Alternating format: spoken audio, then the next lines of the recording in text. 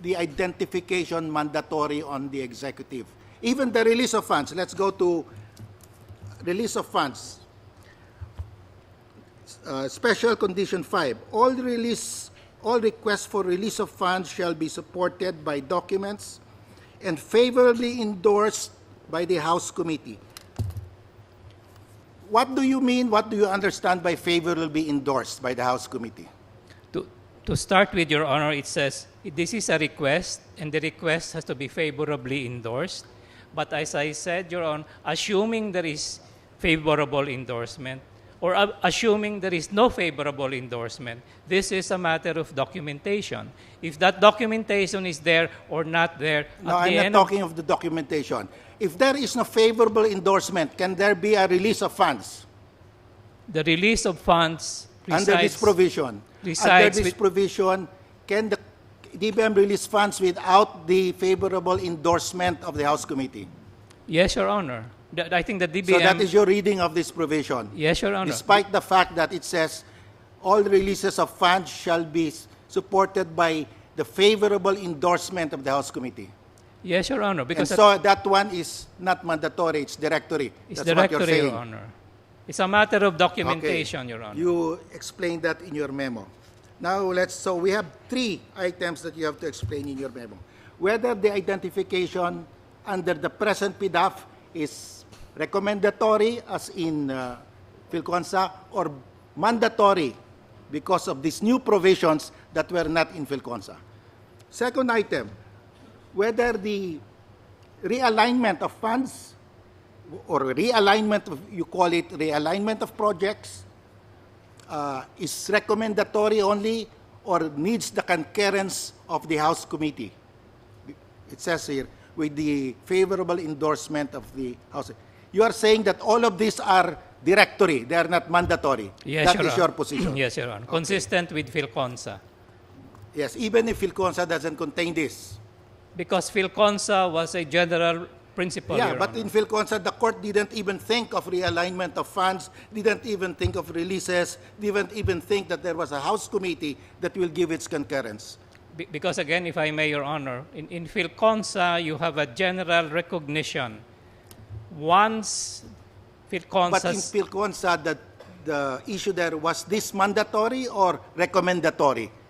It was recommendatory because there was no concurrence required for the release of funds, no concurrence required for the change in identification, no concurrence required in the realignment of funds. And it continues to be recommendatory, Your Honor, because all of these provisions are directory. Okay. They are for good order's sake. They are for good housekeeping sake. There is a record in the DBM. There is... even if the law says shall have this favorable endorsement, shall be favorably endorsed, this is just recommendatory. That is your position? Yes, Your Honor, because it's a matter of committee. So as I said, the legislators were just being entertained by the DBM. Yes, we will give you this power, but it's actually directory. No, Your Honor. The DBM is serious about having all of the documentation in place. Okay, and the DBM is serious about, please go to your speaker or please go to your Senate President as required by law. But at the end of the day, in the extreme position, all the documents are perfect. These are still all recommendatory, Your Honor. The President has the ultimate power to act and to release. Okay. You've come across National Budget Circular 547. I'll look for my copy, Your Honor. Yes.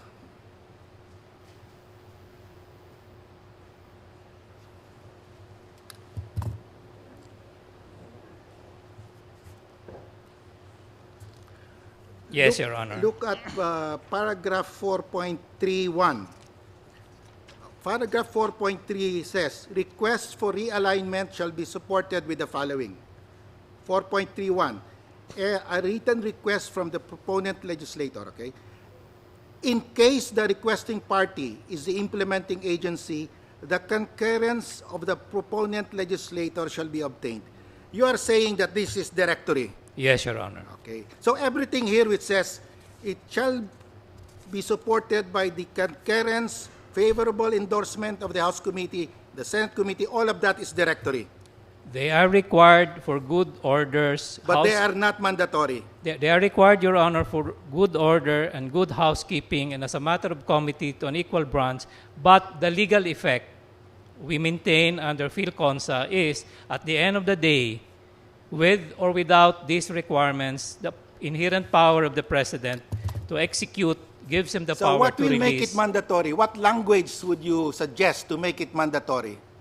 That precisely is what PhilConsa is all about, we respectfully suggest, Your Honor. That you cannot provide any language. It will be unconstitutional. Because it can only, as PhilConsa says, go as far So as if to recommend. If the interpretation of the word shall be favorably endorsed, if it is mandatory, it is unconstitutional. That is your position. If the interpretation is shall be favorably endorsed by the House Committee, if that phrase is not directory but mandatory, it will make that provision unconstitutional. With all due respect, Your Honor, that cannot be constitutional because, again, under PhilConsa, under separation of powers, Okay. So now we are in agreement. In other words, you agree with me that Congress cannot mandate in the PDAF that any release of funds shall be subject to the concurrence of the legislator. Any change in the identification shall be subject to the concurrence of the legislator. And if the legislator identifies a project, it cannot be binding on the implementing agency. That is your position. If it will be binding, it will be unconstitutional. the position, Your Honor, is the Congress can put all of those provisions, as I said, as a matter of restraint, as a matter of constraint, and for good housekeeping. But even if the wording used is mandatory, you will not read it as mandatory. You will read it as directory. That is your position. Yes, Your Honor, because... So language doesn't matter because you don't want to hear, to read that word. No, Your Honor, language is important because the language says... But if we are here, we read it. It says the concurrence of the Senate committee must be mandatory. You still think it's directory. But I'm sorry, Your Honor, it doesn't... But what I'm saying... No, if Congress now, because you say it's directory, they will make it now even more direct. They will say the concurrence of the House committee, the identification by the legislator is mandatory. Will that be unconstitutional now? The answer, Your Honor, is precisely they did not use that language because they are guided by PhilConsa. PhilConsa says you can appropriate. So if this court interprets the phrase favorably endorsed as mandatory, then we will have to declare this unconstitutional. Following your argument. We will respectfully submit to the court. But what we're saying, Your Honor, is that that is not what the law says. So the question really here is whether the phrase favorably endorsed by the House committee with the concurrence of the legislator, whether this is just directory or mandatory. That is the core issue here, correct? Among other issues, Your Honor. Okay, let's go to the among others. The President has the line item veto power, correct? Yes, Your Honor. And if you look at the history of the line item veto power, this was first introduced in the Philippines in the Jones Act of 1916. Yes, Your Honor. Okay. That the Governor General has the power to veto line items in the budget passed by the legislature. Now, in the U.S. Constitution, federal Constitution, there is no veto power on line items by the President, correct? Yes, Your Honor. And why did the U.S. Congress gave us autonomy law? The Jones Law is the Philippine autonomy law, giving the Governor General a line item veto power. The reason is simple. All 43 of the 50 states in the U.S. gave their Governor Generals a veto power on line items of the budget. That's why the U.S. President, since the time of Thomas Jefferson, have always asked Congress, give us a line item veto power. Because how can we control wasteful spending?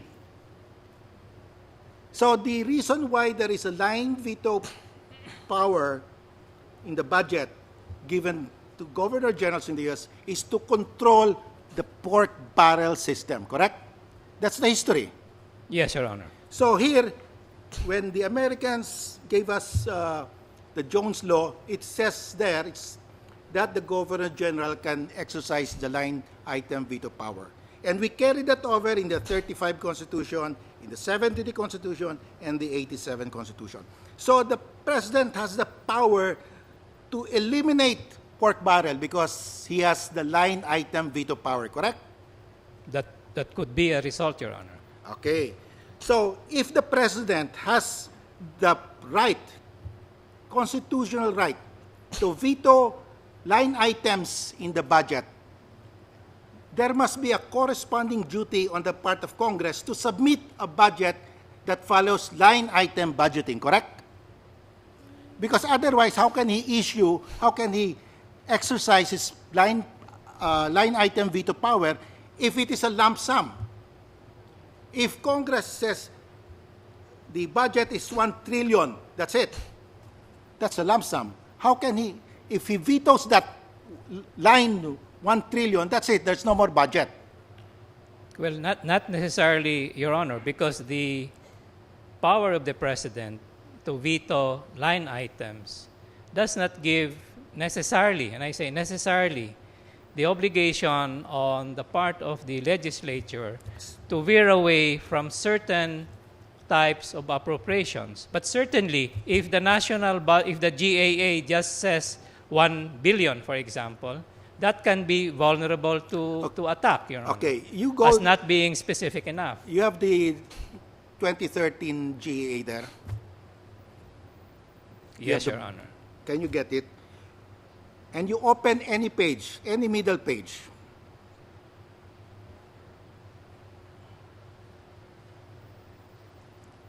You open any middle page. Okay. There are line items there, and corresponding to that line item, there are amounts appropriated, correct? Yes, Your Honor. Everywhere you go. Now go to the PDAF portion. It's at the back. It's the Roman numeral 44. Anyway, you distributed it in your Yes, evidence packet. You look at it. So the budget, everywhere you look, there's a line containing the schoolhouse, teacher salary, and an amount. Everything has an amount, all those lines. Okay, look at the PDAF. Yes, Your Honor. The PDAF has a line. Priority Development Assistance Fund, 20-something billion, correct? Can you read it? Yes, Your Honor. And 24.790. yeah. Now, below it are the list of the programs and projects, no amount, correct?